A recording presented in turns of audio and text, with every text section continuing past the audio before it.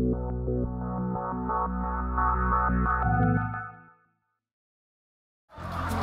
Farmers, ketemu lagi dengan Bang Agri. Hari ini kita lagi jalan-jalan ke daerah Gunung Sindur, Bogor. Nah, kita lagi ada di peternakan layer atau ayam petelur milik Farm Freddy. Nah, kita pengen lebih tahu nih bagaimana sih usaha ayam petelur di daerah udah mendekati mungkin semi perkotaan ya, dan masihkah prospektif gitu ya, seberapa prospektif usaha ayam petelur ini. Yuk kita bincang-bincang dengan pemiliknya langsung. Let's go. Siang kok, apa kabar? Pandu kok dari Agri Stream TV. Kita mau ngobrol-ngobrol sebentar boleh ya? Boleh. Oke. Nah Farmers, saya sudah bersama dengan Ko Freddy, pemilik dari Freddy Farm ayam petelur di Gunung Sindur. Kok ceritain dong, kapan sih mulai usaha ayam petelur ini? Saya mulai dari 96 ya? 96 saya udah mulai usaha main ayam petelur ya. Dan itu sebelumnya memang dagang atau gimana? Saya pernah dagang juga lah. Dagang. Artinya awalnya sudah bisnis dan mulai dagang. Kenapa sih kok mulai tertarik atau melirik ayam petelur waktu itu? Memang dari kayak telur, saya pikirnya itu ayam telur kan buat konsumsi masyarakat dari menengah ke bawah tuh pakai semua. Murah ya? Murah, hitungannya murah, makanya saya tertarik di situ untuk produksi ayam telur. Dan istilahnya pemainnya juga mungkin dulu belum banyak daerah sini dong, atau gimana? Memang nggak ada, beberapa orang aja. Berarti termasuk yang perintis lah di sini ya, di daerah sini. Perintis. Nah terus mulainya dari populasi berapa kok? Saya dari piara 1000 ekor. Awal sekali tuh 1000 ekor. 1000 ekor. Terus nambah terus ya? 1000 ekor karena saya memang tertarik di bidang itu. Ya, lagi. Saya tambahin dengan pelan-pelan bertahan sampai sekarang masih. Sekarang kurang lebih populasi berapa kok? Saya sih populasi di sini nggak banyak lah. Saya fokusnya banyak juga bantu di lain-lain itu. Oh, ada kemitraan di luar. Ya di sini kapasitas kita banyak. Paling berapa? 20.000, 30.000. 20.000 sampai 30.000. Itu kalau ngomong produksi kok gimana per apa ya? Per bulan atau per hari atau gimana? Produksi itu kita hitungnya per 1000. Kita bisa per 1000 itu 50 kilo. Itu sudah 50 sampai 55 kilo tuh per 1000 ekor. Itu normal ya? Normal. Artinya kalau di bawah itu berarti ada kendala tuh ya? Karena penyusutan ayam itu kan juga ada masanya dari 0% sampai 92%. Nanti setelah umur tua akan kembali lagi sampai ke 70%, 65% kita akhir. Ya itu dari paling lama berapa minggu? Akhir itu nggak minggu ya, sampai setahun loh. Ya maksudnya total ininya ya, apa namanya, kalau dihitung minggu ya. Dia punya grafik kan, grafik dari awal 0, produksi 0 terus sampai 90%, sampai di umur, katakan umur sampai 8 bulan, 9 bulan itu masih bisa sekian persen, nanti akan turun. Puncaknya itu ya? Puncaknya. Puncak produksinya. Sampai umur berapa berarti? Setahun atau? Setahun lebih. Setahun lebih di akhir. Masa produksi minimal paling nggak setahun. Masa produksi mulai dari awal ya? Sampai setahun sampai 15 bulan masa produksi. Karena ayam bertahan bisa sampai 2 tahun, bahkan 2 tahun lebih bisa. Masih produksi? Masih, tapi cuma turun. Tapi engkau biasanya nahan sampai umur paling tuanya? Minimalnya 2 tahun lah. Lihat kondisi juga kok ya? Kondisi juga, kalau memang di situ sudah memungkinkan dari harga telur, tidak memungkinkan produksi yang sudah menurun, kita akhir. Nah, kalau paling mudanya kok? Paling mudanya akhir, 85 minggu. 85 minggu berapa tahun tadi itu? Setahun lebih ya? Oke. Nah, selama bisnis atau beternak ayam petelur ini tantangannya apa aja? Wah, tantangannya banyak banget ya. Ya, satu-satu boleh lah dibikin. Biasanya dengan kenaikan pakan. Itu rutin dengan ya? nggak seimbangan, pakan tinggi, telur dengan turunnya sangat drastis. Oh, jadi ketika pakan naik gitu kan, terus kalau telur kan harganya fluktuatif gitu ya. Nah tapi apa sih kok bisa isi tipsnya apa tuh pas lagi ini kita ngomong tantangan harga nih, harga pakan dan telur gitu ya? Itu kalau kita ininya ya baik lagi kita pedagang ya, kalau kita memang dagang kita udah punya pelanggan kita bisa masukin tetap jalan. Ya kalau untuk bertahan masing-masing punya yang sendiri-sendiri juga sih ya, dengan cara sendiri, kemauan sendiri, itu aja. Artinya punya tipsnya sendiri ya, triknya sendiri ya. Ya kalau pengen tahu lebih jauh teknis lah ya. Untuk sistem kandangnya apa nih? Open house. Kita masih open house, masih biasa, kandang biasa. Kandang baterai ya. Masih kandang baterai. Belum klosos. Tapi ini sejauh ini dengan sistem kandang terbuka ini produktivitasnya stabil nggak, Bro? Masih di kategori bisa stabil.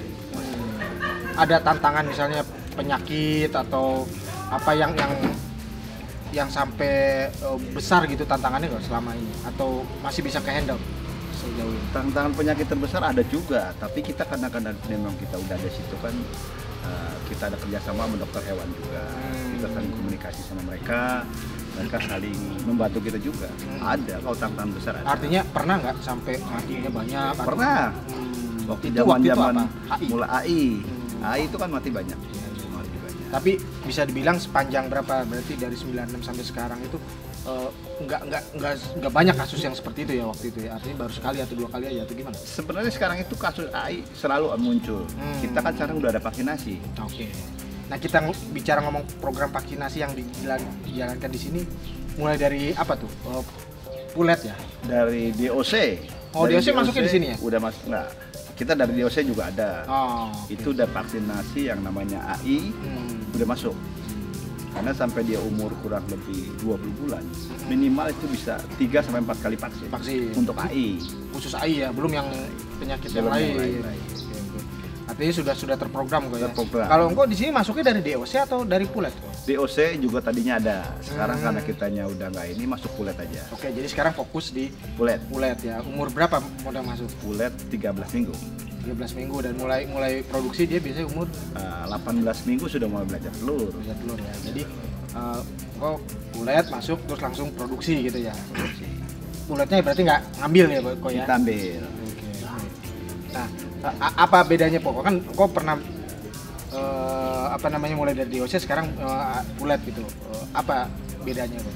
Memang bedanya Pulet itu sama DOC. Kalau DOC kita masuk DOC kecil, dengan biayanya kan pasti lebih rendah dong. Oke. Tapi waktunya panjang. Tapi kalau dihitung-hitung gitu plus minusnya gimana kok? Lebih untuk masuk DOC. Lebih secara margin akhirnya ya. Akhirnya. Cuman kita harus sabar mulai dari ya. Dan tantangan pemeliharaan juga ya kalau DOC. Melihara DOC itu juga orang tantangannya banyak. Karena kalau memang nggak biasa masuk DOC juga susah itu, nggak gampang juga. Mesti ada pelajaran juga. Mesti ada pelajaran juga. Oke. Terus pelihara dari umur segitu sampai produksi gitu ya? Kita pelihara tadinya dari DOC sampai produksi. Nah sekarang kita ambil remaja, umur 13 minggu sampai produksi. Nah terus antara farm sendiri sama yang kemitraan gimana konsepnya kalau yang kemitraan? Kita sih kemitraan ini sekarang cuma kita sistemnya udah mereka kita bantu untuk ayam pulet, ngisi ayam, bantu pakan. Hasilnya mereka kita suruh jual sendiri. Sebagian ada juga kita jual telur. Oh ngambil gitu ya. Jadi mereka yang nggak mau jual sendiri kita ambil. Jadi semacam agen juga ya. Tapi itu kondisional ya kok ya. Kondisional. Artinya nggak yang kontrak. Harus setor telur gitu ya. Jadi Ko Freddy sediakan pakan, pulet juga ya. Pakan pulet. Kebanyakan memang kalau yang kemitraan itu langsung pulet kok ya. Langsung pulet. Dan dia sudah terprogram kok ya kapan dia akan masuk? Terprogram, karena kalau yang piaranya minimal ada 1 kandang, 2 kandang itu mereka kan kayak kemarin sekarang ini makanya sampai telur harganya lebih baik, afkir juga lebih baik, karena kan kemarin pas lebaran tuh banyak afkir, pasti telur habis lebaran kurang, makanya harganya agak ngangkat. Iya, berarti itu ya itulah fluktuasi dari sisi supply-nya ya berarti ya. Jadi supply dari ternaknya telur lagi turun, di pasaran juga produksi telur kan nggak mencukupi gitu ya. Tapi kok Freddy selama 20 tahunan ini ya berarti kan itu tumbuh nggak sih tuh permintaan tumbuh karena kan tumbuhnya kita ini kan orang semakin banyak, jumlah permintaan juga kan semakin banyak. Cuma yang ternak juga makin banyak. Nah, ya itu. Jadi kita bilang kalau permintaan tumbuh kan logikanya kan peternak juga kan marginnya harusnya lebih baik. Tapi nyatanya tumbuh nih gitu kan. Ternyata yang lain juga mau main gitu ya. Main juga. Main. Jadi sama-sama main, yang tumbuhnya juga banyak. Jadi yang pemakannya juga banyak. Ah, berarti si persaingannya juga tambah ketat. Tambah ketat. Ya, tipsnya apa sih kau supaya ini kita ngomong persaingan, kita tadi ngomong tips yang terkait dengan yang lain, teknis. Apa sih supaya peternak ini bisa tetap compete gitu atau bersaing gitu dengan? Ya sebenarnya tipsnya kalau memang itu satu ya, kita jaga tempat kita harus bersih, terus jaga juga dengan karyawan kita, dengan cara menata kita juga gitu kan. Kalau kita memang cuma ternak juga, kita mengandalkan semua karyawan kayaknya susah. Minimal kita ini juga 50% memahami. Sebenarnya kalau dibilang usaha 50% memahami, usaha apapun kita 50% harus memahami usaha itu. Kalau nggak memahami pasti susah. Nggak bisa semua ngandelin karyawan. Berarti nih kok megang langsung nih atau ada? Ya karena kita dulu dari piara ayam 1000 tuh kita pegang sendiri. Jadi semuanya di situ kita katakan 80%, 90% kita paham. Jadi minimal anak-anak kandang juga ngomong gimana pun kalau bohong kita udah tahu. Gitu. Tahu kartunya dia ini. Kayak Pak Mas ya. Jadi itu tuh tipsnya tuh dari Kopredi tuh. Jadi kalau mau main bisnis nih, terutama nih kita ngomong layer ya atau ayam petelur ya. Jadi jangan belagak bos gitu ya. Jadi nyuruh aja gitu, kagak tahu nih ayam mau bertelur kapan. Jadi ini Kopredi nih udah populasi sudah puluhan ribu aja tetap turun langsung gitu. Itu tips-tips yang berharga sih kalau menurut saya. Jadi kita memahami seluk-beluk bisnisnya gitu ya. Betul. Ya kok mau nanya kok, ini kan siklus produksi ya. Itu kalau misalnya sudah itu dia kandang itu disiapkannya itu berapa lama kok supaya sampai bisa si ayam masuk lagi atau pulet masuk lagi? Bisa ceritain dong? Minimal bisa. Itu kalau kita harusnya sih 1,5 bulan.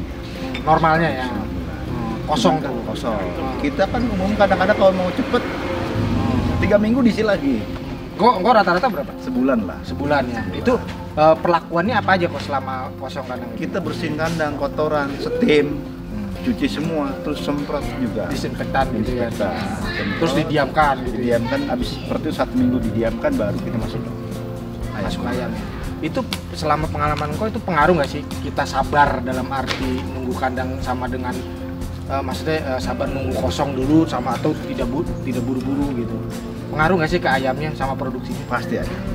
Karena kan kalau kandangnya balik lagi kalau untuk tips ke situ sih, kalau saya sendiri ya, kita balik lagi ke diri kita nih.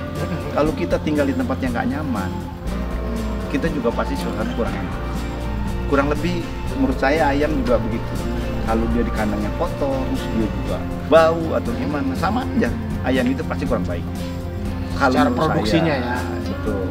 Gampang. Jadi kenyamanan juga tuh harus diperhatikan ya, bro. Kenyamanan mudah penyakit juga tuh. Karena kan dengan amoniak yang tinggi jadi bau. Tetangga pun juga terganggu juga. Oh iya. Nah itu tuh menyinggung ke tetangga kok. Ini kan kok untuk di daerah ini kan daerah yang cukup padat penduduk. Itu gimana kok menjaga sosialnya gitu? Sejauh ini. Pasti kita jaga. Satu sama tetangga kita kan dekat, ada hubungan dekat. Ya minimal kita telur-telur sedikit mah kita jangan sayang lah. Ya, jangan pelit-pelit gitu ya kok ya sama tetangga gitu ya kok. Karena tetangga itu juga pagar buat kita juga. Itu juga ilmu juga tuh buat kita bersosialisasi. Karena kan kalau dipikir-pikir ini kandang duluan nih kok ya. Tapi ya itu namanya kita daya bersosial gitu kan, tetap kita harus saling mengerti gitu. Saling mengerti lah. Ya kita setahun sekali buat mereka kayak lebaran, yang merayakan, yang tidak merayakan pas hari Imlek ya kita kasih di Imlek. Lebaran merayakan kita bagilah telur ayam akhir kita bagi juga lah. Ya. Karena kan itu buat jadi kita. Merasa ada manfaatnya kehadiran peternakan ini. Ini luasnya berapa kok kalau gitu? Ternak produksinya sih untuk produksi paling juga 0,5 hektar lah. Untuk produksinya. Oke, tadi kita nyinggung soal ayam kapir. Nah, ayam kapir itu kan tadi disebutkan 1 tahunan sampai 2 tahun gitu kan. Nah, itu juga kan dijual ya kok ya? Jual. Itu kalau jual itu per ekor ya rata-rata? Per ekor, makanya kita jual momen-momennya pas lebaran. Itu kan harganya pasti beda. Kalau ngomong res harga kok, per ekornya atau per apa? Per kilo apa per ekor? Per ekor. Per ekor berapa rata-rata Per sekarang ekor saat ini? rata-rata ini bisa 50.000. Kalau hitungan bisnis itu tambahan ya kok ya? Bukan dari, kalau secara hitungan bisnis player itu bagian dari tambahan bagian pemasukan utama atau tambahan dari jual telurnya gitu kan? Itu tambahan dari jual telur. Artinya dari jual telurnya si biaya produksi seharusnya sudah tertutupi. Tuh, jadi farmer. Jadi kalau enaknya jadi peternak player itu udah telurnya kita dapat untung, ayam akhirnya juga kita dapat bonus istilahnya gue ya. Tapi dapat bonus itu kan kita mesti beli ayam lagi. Oh iya, itu buat kan? modal. Dari mana kalau nggak jual itu? Buat itu ya, buat modal beli kulesnya gue ya. Betul. Nah, tadi kita ngomong modal. Kalau sekarang nih, kan tadi harga naik turun. Nah itu BEP lah kita ngomong, rata-rata BEP petelur untuk daerah, anggap aja kita ngomong Tangerang, Bogor ini. Itu berapa sih? Sekarang BP-nya itu ayam itu untuk kos produksi aja per kilo itu bisa 24.000. Itu udah semua? Udah semua. Wah tinggi. Tinggi. Kan dengan pakannya tinggi. Itu dari 24.000 kira-kira pakan berapa tuh itu? Pakan itu kita hitung, kalau kita hitung detil 3,5 kilo banding 1 kilo telur. Sampai akhir tuh? Enggak sampai akhir, hitungan kerjanya. Oh, hitungan kerja. Jadi BEP-nya itu berapa kok? Nggak boleh tahu. Nah, BP-nya itu untuk telur 24.000. 24.000 ya. Nah, 24.000 itu pakan berapa? Kalau kita hitung rata-rata itu kan ayam ada produksi sampai 70, ada yang 90. Oke. Karena kan semua masuk ayam nggak bareng. Oke. Kita hitung rata-rata itu per kilo telur itu jatuhnya bisa 3,5 kilo pakan. Nah, kalau sekarang ayam pakan kita hitung 7.000 kali 3,5 kilo, 21.000 tuh. Lebih dong. Oh iya lebih. Kan 3,5 kilo. 3,5 kilo. Paling nggak 24. Oh 3,5 ya. 3,5 kilo. Jadi itu isinya pakan doang dong kok. Intinya 24.000 itu dihitung kalau karyawan apa gitu. Ya udah kita udah termasuk ya. Udah termasuk. Kurang rata-rata. Oke. Berarti saya udah ketinggalan zaman kok. Dulu masih di bawah 20 tadi. Cepet gitu kan naiknya farmer saya. Jadi itu tantangan ya tadi sih bilangnya. Betul. Dulu 20.000 itu harga pakan cuma 6.000. Sekarang harga pakan 7.000. Nah, berarti bedanya udah 1.000 kali 3,5 kilo udah 3.000 lebih. Itu hitungan Pak Freddy pakai pakan pabrikan ya, full ya, pakai pakan pabrikan ya. Kan karena ada beberapa daerah yang punya self mixing dan sebagainya gitu kan. Itu juga udah pernah saya coba, tapi pernah coba juga nggak terlalu jauh. Terus kalau kita pakai filter, kecuali memang kita semua punya mixer, punya apa, normal di situ. Kita juga di situ cukup repot. Kalau hitung-hitungan kalkulasikan semua, itu kan kita perlu karyawan. Betul. Kalau kita kekurangan satu bahan baku, kita nggak bisa kerja. Jadi fokusnya jadi harus lebih luas ya, mencari bahan baku. Betul. Dan lain-lain. Jadi kalau memang kita pengen fokus di produksinya, pakan pabrikan sudah. Cuman tadi tantangan harga ya, Pak. Harga.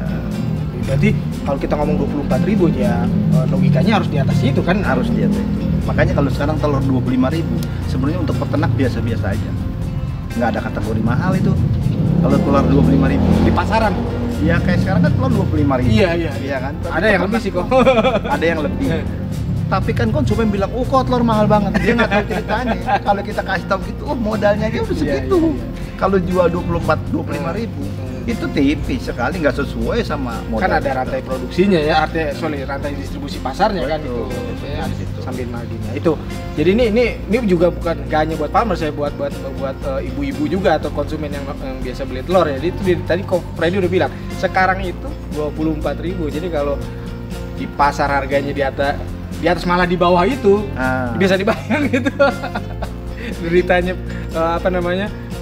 peternak ya di situ. Ya makanya kan ibu-ibu di pasar ada, telur mahal banget ya sampai 28.000. Sebenarnya menurut saya peternak nih nggak mahal. Orang saya modalnya bisa 24.000, dijual di pasar 28.000, kan agen ngambil untung, iya kan? Wajar aja. Tapi dalam 1 tahun nih kalau kita ngomong fluktuasi harga, yang di bawah BEP-nya itu sering nggak sih kok, atau ketutup sama yang di atas BEP-nya? Kalau kita hitung rata-rata untuk sekarang ini masih bisa karena kan cuma di tahun yang ini ya nggak bisa. Karena sempat agak lama tuh. Berapa lama tuh kemarin? Sampai 5-6 bulan. Di harga rata-rata harga itu sama cuma harga 15.000 di farm. di farm. 15.000, 14.000 sampai 5 bulan itu. Iya, makanya itu yang saya bilang. Sekarang telur agak nggak tahan, karena kemarin orang yang nggak tahan kan tutup. Nggak sesuai pabrik. Jauh lah, masih utang. 24.000 ini 15.000, yang 6.000 siapa yang nombokin ya kok? Nggak ada yang nombokin. Jadi cadangannya kok harus banyak tuh kayaknya. Cadangannya nggak banyak. Jadi kita karena selama dekat kita bisa tambahin utang tuh ke pabrik. Ini perlu di gitu ya, utang ke pabrik kok. Jangan ya. Oh, enggak apa-apa. Enggak, itu umum sih kok. Kita artinya nggak masalah. Ya itu istilahnya sama-sama ngerti ya kok ya. Itu kan bisnis ya, karena pabrik juga bantu ke peternak juga. Jadi kan pabrik juga ngarepin kan tumbuh. Ya kan, kalau nggak siap jualan ke siapa gitu kan. Oke. Terakhir nih kok, untuk harapan sebagai seorang pebisnis layer atau peternak lah ke semua pihak, ke konsumen atau ke dalam hal ini mungkin ke pemerintah, apa sih kok yang diharapkan supaya bisnis ini tumbuh? Harapannya kita semua ke pemerintah pun ya, kita semua saling dibantu nih, dari pangan ya kan, untuk peternak supaya bisa tumbuh maju, pengusaha kecil supaya bisa jalan ya kan, semuanya saling dibantu. Kalau harapan saya, karena kalau nggak ada bantuan pemerintah juga mereka yang kecil-kecil nggak bisa jalan. Makanya yang semua yang besar-besar dipantau juga tuh. Jangan besar, yang kecil yang nggak bisa tumbuh, gitu kan. Yang kecil mau bagaimana? Kalau yang besar aja yang diperhatikan, yang bawahnya nggak diperhatikan, nah, yang kecil-kecil tuh mati. Makin bingung kan? Itu kalau saya sih kasih saran ke pemerintah kita ya seperti itu. Nah, Farmers, tadi kita sudah wawancara nih, sudah berdiskusi panjang. Banyak ilmu dan tips yang sudah didapatkan dari Ko Freddy. Makasih Ko Freddy, waktunya dan ilmunya. Mudah-mudahan bermanfaat buat farmers nih di AgriStream TV. Jangan lupa untuk klik dan subscribe channel kita, bisa dan like ya, di AgriStream TV. Just click and watch. Makasih Ko.